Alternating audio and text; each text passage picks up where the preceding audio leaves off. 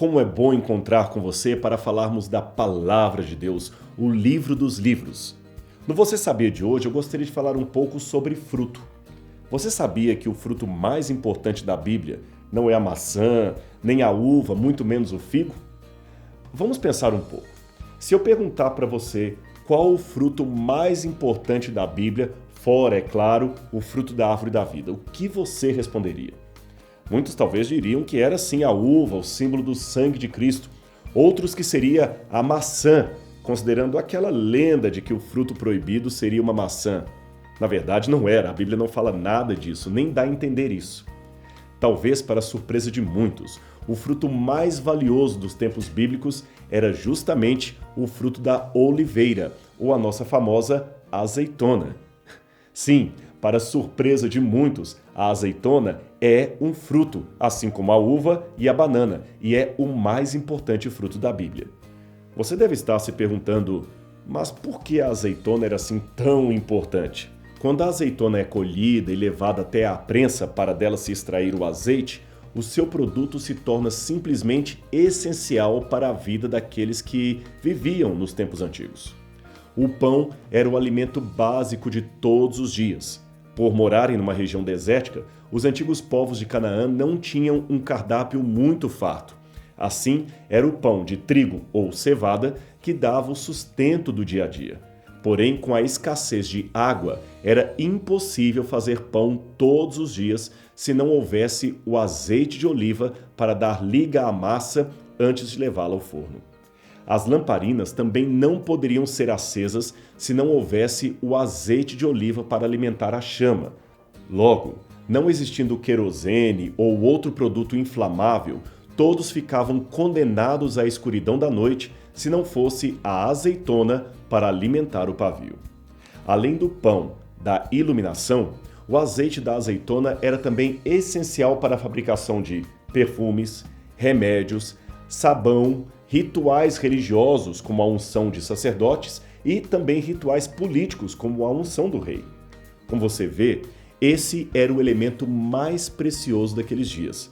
E não é por menos que o Salvador prometido tinha a azeitona, ou pelo menos o seu azeite, ligado ao seu ministério. E eu vou explicar o porquê. É que o azeite de oliva tornou-se para os judeus um símbolo do Espírito Santo de Deus. Lembra das 7 chamas no candelabro do santuário? Exatamente, isto era um símbolo do Espírito Santo.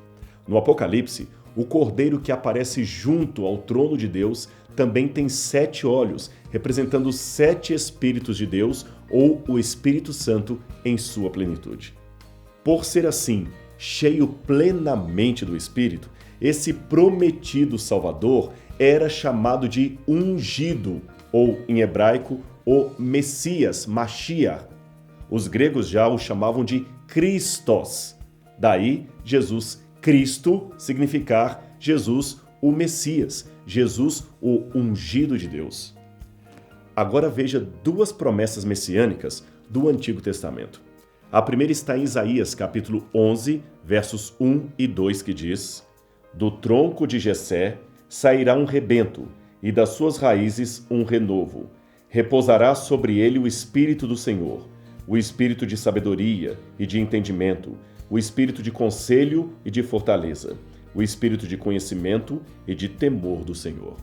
O outro texto está em Zacarias 6, verso 12, que também diz: E disse-lhe, assim diz o Senhor dos Exércitos, eis aqui o homem cujo nome é Renovo, ele brotará do seu lugar e edificará o templo do Senhor. Esses textos talvez não digam muita coisa para você, mas se olhar para uma oliveira em Israel, você certamente entenderá a imagem usada pelo profeta.